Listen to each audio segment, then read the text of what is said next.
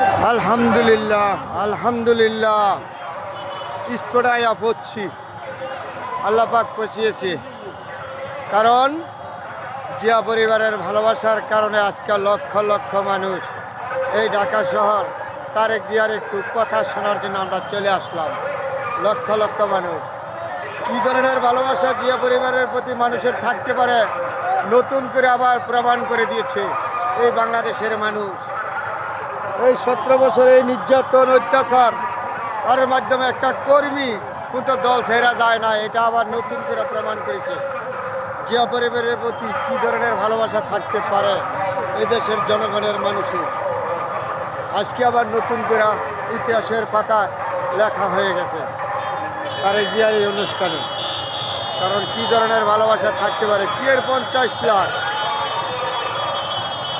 1 কোটি মানুষ কাছ হয়ে যাবে, তাহলে জিয়া পরিবারের প্রতি যে এত ভালোবাসা মানুষের নতুন করে আবার জানতে পারিছে দেশ বিদেশে, এটি আমাদের গর্ব। জানি যতবার দেশ বিপদে পড়েছে জিয়া পরিবারের হাত ধরে উদ্ধার হয়েছে।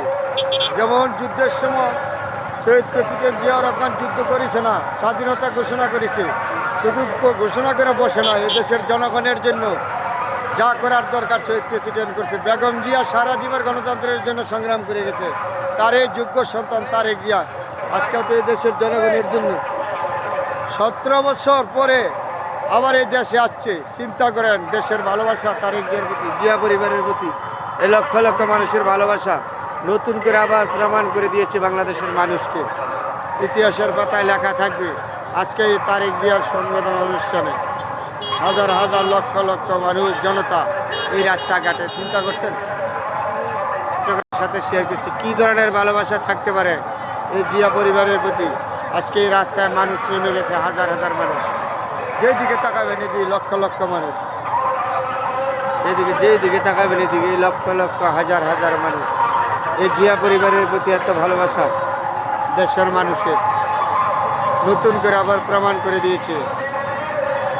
জানি এই দেশের মানুষ এত ভালোবাসা দেয়, তাহলে আজকের প্রোগ্রাম ইতিহাসের পাতে আবার নতুন করে লেখা থাকবে।